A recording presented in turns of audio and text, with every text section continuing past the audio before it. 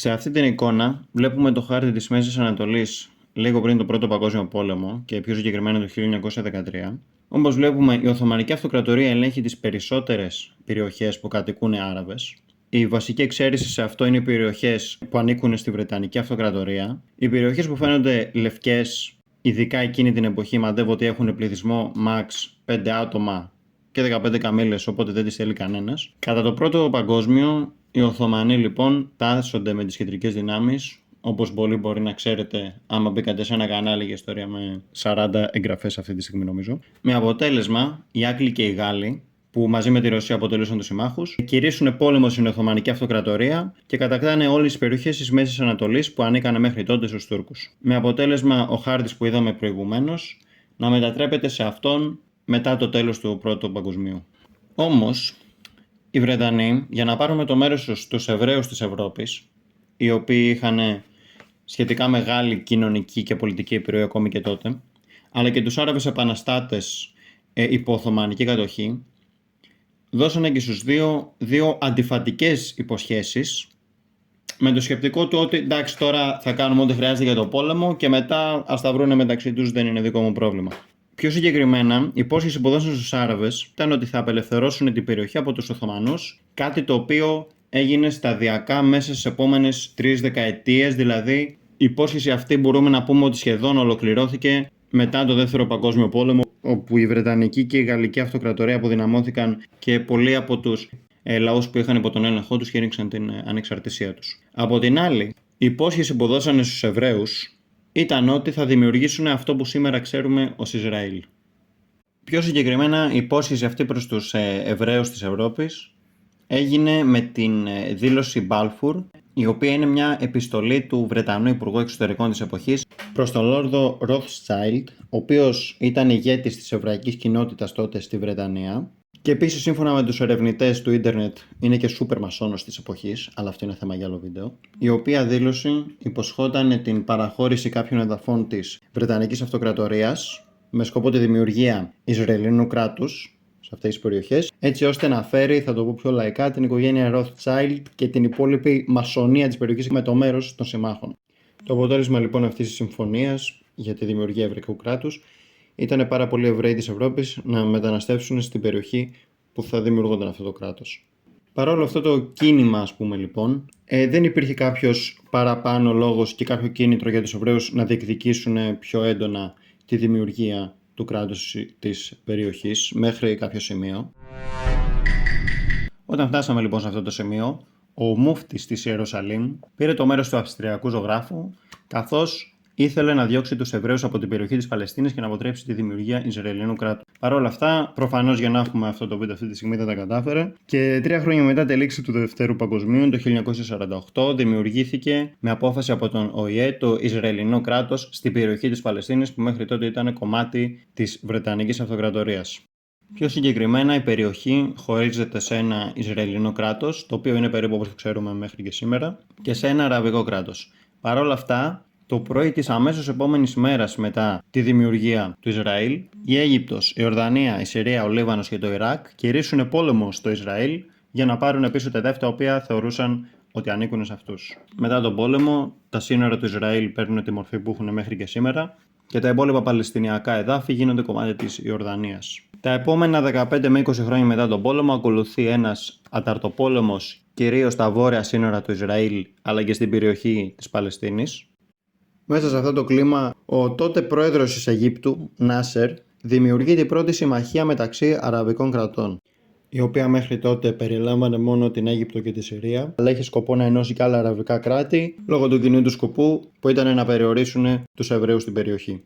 Οπότε βρισκόμαστε σε μια κατάσταση που μετά από τον πόλεμο του 1948, αντί να λυθούν τα προβλήματα για τα οποία έγινε ο πόλεμος, θα μπορούσαμε να πούμε ότι γίνανε ακόμα πιο έντονα. Το Ισραήλ βρίσκεται συνέχεια αντιμέτωπο με επιθέσεις και με ένα είδος αταρτοπόλεμου στα σύνορά του από αραβικές οργανώσεις οι οποίες πολλές φορές υποστηρίζονται και από τα γύρω αραβικά κράτη. Ο καθένας από τη μεριά του θεωρεί ότι η άλλη μεριά του είχε πάρει εδάφη τα οποία της ανήκουν και σαν να μην φτάναν όλα αυτά, να θυμηθούμε ότι βρισκόμαστε και στη μέση του ψυχρού πολέμου.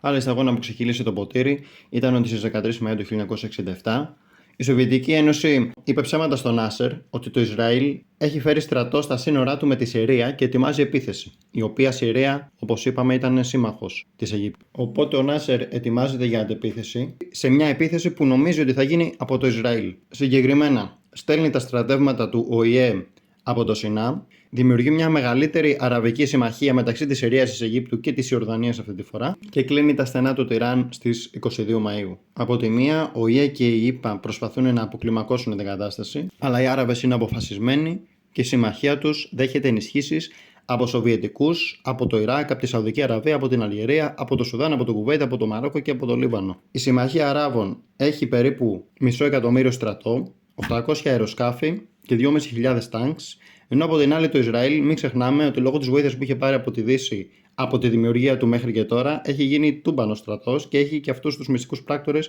όπως αυτούς που βλέπουμε στις ταινίες που βάζουν κοριούς σε όλα τα κτίρια και μπαίνουν μέσα και τα σπάνε και μπαίνουν από το παράθυρο και από την καμινάδα και από παντού.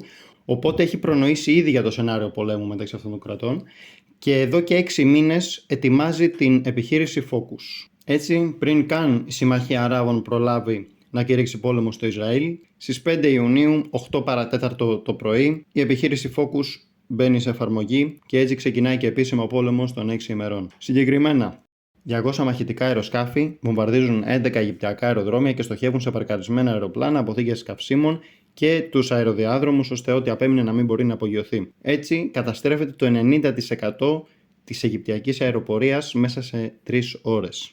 Μέσα στην ίδια μέρα, η Δαμασκός, πρωτεύουσα της Συρίας, και η Αμάν, πρωτεύουσα της Ιορδανίας, δέχτηκαν παρόμοια επίθεση από την Ισραηλινή αεροπορία. Συνολικά η Αραβική Συμμαχία έχασε πάνω από μισά αεροσκάφη που είχε αρχικά, ενώ το Ισραήλ μόλις 19. Το απόγευμα της ίδιας μέρας, οι Ισραηλινές χερσαίες δυνάμεις μπαίνουν στη Χερσόνησο του Σινά, με την αεροπορία να έχει αποκτήσει τον πλήρη έλεγχο της περιοχής και να συνεχίζει την επίθεση σε αιγυπτιακές στρατιωτικές βάσεις. Σε αντίθεση με την Αίγυπτο, ο τότε βασιλιάς της Ιορδανίας, Χουσέιν, ήταν διστακτικός να μπει στο πόλεμο, αλλά τελικά μπήκε με πίεση από τον Νάσερ. Το Ισραήλ αντεπιτέθηκε άμεσα στα σύνορα της σημερινής Παλαιστίνης, με αποτέλεσμα μέχρι τις 7 Ιουνίου να έχουν κατακτήσει την Ανατολική Ιερουσαλήμ. Η Ανατολική Ιερουσαλήμ είναι ένα πάρα πολύ ιερό σημείο και για τους Άραβες και για τους Μουσουλμάνους, εκτός από τους Χριστιανούς προφανώς. Οπότε η κατάκτησή της μέχρι και σήμερα θεωρείται ένα πολύ μεγάλο ιστορικό γεγονός για το Ισραήλ, οι οποίοι μάλιστα θεωρούν την πόλη τυπικά πρωτεύουσά τους, αν και πρακτικά η πρωτεύουσα του Ισραήλ είναι το Τελ Αβίβ. Μια πολύ σημαντική στιγμή του πολέμου ήταν η επίθεση του Ισραηλινού στρατού στο αμερικάνικο κατασκοπευτικό πλοίο USS Liberty. Το USS Liberty ήταν πλοίο του αμερικάνικου ναυτικού, το οποίο για κάποιο λόγο Ισραηλινά πλοία και αεροσκάφη το επιτέθηκαν με αποτέλεσμα 34 ναυτικοί να χάσουν τη ζωή τους. Η στάση των ΗΠΑ ήταν σε φάση «οκ, ξέρω εγώ, συμβαίνουν αυτά, δεν πειράζει». Και οι σχέσεις της με το Ισραήλ δεν επηρεάστηκαν καθόλου. Κάποιοι καλοπροαίρετοι λένε ότι το Ισραήλ πολύ απλά τον μπέρδεψε για αιγυπτιακό πλοίο. Κάποιοι λιγότερο καλοπροαίρετοι λένε ότι η επίθεση έγινε για να κατηγορήσουν τους Αιγύπτιους ότι κάνανε την επίθεση, έτσι ώστε και η Αμερική να μπει στο πόλεμο υπέρ του Ισραήλ και κατά των Αιγυπτίων, αλλά ότι απέτυχαν. Αλλά βέβαια όσοι έχουν βγει από το Matrix χρησιμοποιούν το γεγονός για να δείξουν πόσο ύποπτα καλές σχέσεις έχει το Ισραήλ και η Αμερική, αλλά ίσως αυτό το πιάσουμε σε άλλο βίντεο. Παραδόξως, το μεγαλύτερο εμπόδιο στην επέκταση του Ισραήλ στην περιοχή δεν ήταν τα αντίπαλα αραβικά κράτη, αλλά ήταν ο ΟΗΕ και η πίεση από την ΗΠΑ και τη Σοβιετική Ένωση, οι οποίες λόγω του ψυχρού πολέμου θέλουν να αποφύγουν τις εντάσεις στην περιοχή, καθώς φοβόντουσαν ότι μπορεί να κλιμακωθεί αυτός ο πόλεμος. Και έτσι, 8 Ιουνίου, ο ΟΗΕ κάλεσε όλες τις πλευρές σε κατάβαυση του πυρός. Παρ' όλα αυτά, οι Ισραηλινοί συνεχίζουν την κατάκτηση του Σινά με πολύ γρήγορους ρυθμούς. Κάποιοι ψηλόβαθμοι του Αιγυπτιακού στρατού διέταξαν υποχώρηση, ενώ κάποιοι άλλοι δεν διέταξαν υποχώρηση, αλλά τα στρατεύματά τους πανικόβλητα υποχώρησαν με αποτέλεσμα αργότερα να τιμωρηθούν. Λέγεται μάλιστα ότι η ασυνοησία και η ανοργανωσιά ήταν τόσο μεγάλη, που όσο οι Αιγύπτιοι έτρεχαν να ξεφύγουν, άλλοι Αιγύπτιοι τους επιτέθηκαν γιατί τους θεώρησαν προδότες, χωρίς όμως να πάρουν τέτοια εντολή από τους ανωτέρους τους. Μέχρι το μεσημέρι της 8 Ιουνίου, ολόκληρη η Χερσόνησο του Σινά, καθώς και η Δυτική Όχθη, άνοιγε στο Ισραήλ. Το αποτέλεσμα είναι ο Νάσερ να παραιτηθεί από την τροπή του, θα έλεγα πολύ λαϊκά, αλλά μετά από λίγες μέρες με πίεση στρατιωτικών και μετά από πορείες που γίνανε στην Αίγυπτο, καθώς η πλειοψηφία των Αιγυπτίων θέλανε πίσω τον Νάσερ, επέστρεψε στην εξουσία. Ο πόλεμος Ισραήλ-Αιγύπτου πρακτικά σταματάει και έτσι το Ισραήλ στρέφει την προσοχή του προς τα σύνορά του με τη Συρία. Η Συρία, από την άλλη, στις 3 το μεσημέρι 9 Ιουνίου αποδέχεται τη συμφωνία κατάπαυσης του πυρός, την οποία είχε προτείνει ο ΟΗΕ, αλλά παρόλα αυτά υπάρχουν υποψίες ότι το Ισραήλ είχε πάρει τόση φόρα που λίγες ώρες μετά η αεροπορία μπορεί να ψιλοβομβάρδισε τη Δαμασκό και συνέχισε ο στρατός να οδεύει προς αυτήν μέχρι και την επόμενη μέρα. Ο πόλεμος παρόλα αυτά τελείωσε επίσημα 6.30 το απόγευμα στις 10 Ιουνίου χωρίς να συνεχιστεί ο πόλεμος προς τη Συρία. Η Σοβιετική Ένωση απελούσε το Ισραήλ ότι θα το επιτεθεί άμα δεν αφήσει ήσυχη τη Συρία, ενώ η ΗΠΑ πίεζε όλο και περισσότερο το Ισραήλ να σταματήσει. Ένα πιο μακροπρόθεσμο αποτέλεσμα του πολέμου ήταν ότι τόσο στη Συρία όσο και στην Αίγυπτο το υπάρχον καθεστώς αποδυναμώθηκε και σιγά σιγά έχασε το κύρος του. Τώρα, σε ό,τι αφορά την Ιορδανία και την Παλαιστίνη, ο πόλεμος των 6 ημερών είναι ο βασικός λόγος που η Παλαιστίνη βρίσκεται στην κατάσταση που είναι σήμερα. Με την νίκη του Ισραήλ, η Παλαιστίνη βρέθηκε υπό Ισραηλινή κατοχή, στην οποία και θα μείνει για τα επόμενα 25 χρόνια μέχρι να γίνουν κάποιες αλλαγές στην διοίκησή της. Ο πληθυσμός της περιοχής της Παλαιστίνης πριν τον πόλεμο ήταν περίπου 1,2 εκατομμύρια, εκ των οποίων περίπου 400.000 γίνανε πρόσφυγες, κυρίως προς την Ιορδανία. Ταυτόχρονα όμως, ο Παλαιστινιακός λαός, ενώ αυξήθηκε ανάγκη για εθνική του απελευθέρωση, εναντιώθηκε και στα γύρω αραβικά κράτη γιατί τους θεώρησαν ανίκανους να τους προστατέψουν όταν το χρειαστήκανε. Οι σχέσεις Αράβων και Ισραηλινών γίνανε πολύ χειρότερες. Μαζικές απελάσεις και συλλήψεις Εβραίων συνέβησαν στα γύρω αραβικά κράτη, καθώς θεωρήθηκαν ότι μπορεί να είναι πράκτορες του Ισραήλ. Η μειονότητα Εβραίων στην Αίγυπτο έπεσε από 2.500 πριν το πόλεμο, μόλις σε λίγες εκατοντάδες. Σε κράτη όπως τη Λιβύη, την Ιεμένη και το Ιράκ, σημειώθηκαν μέχρι και μαζικές δολοφονίες Εβραίων και μαζικές απελάσεις, με αποτέλεσμα ο πληθυσμός των Εβραίων σε αυτές τις περιοχές να μείνει για μερικά χρόνια αργότερα κυριολεκτικά στο 0.